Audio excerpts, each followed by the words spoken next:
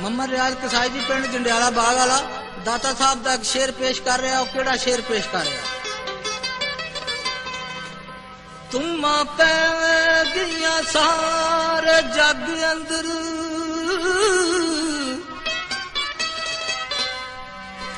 ओ दाता साहब दा जदों ज़हूर होया लगी लो सी शहर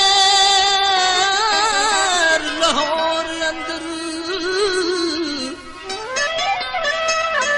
सारा शहर यारो जदों नूरो नूर होया खलकत लग पे आउन ते जान सारी फैज दाता दा जदों मशहूर होया लाया गले परदेसियों ओ जिन्नू दाता कोई समझते कोई मंसूर होया लखा टुर गए ने खैर चोली पाके लखा टुर गए ने खैर चोली पाके नहीं दाता कदे खाली मोड़दा मांग तू कोच दाता कोलू आके मांगी तू कोच दाता कोलू आके नहीं दाता कदे खाली मोड़दा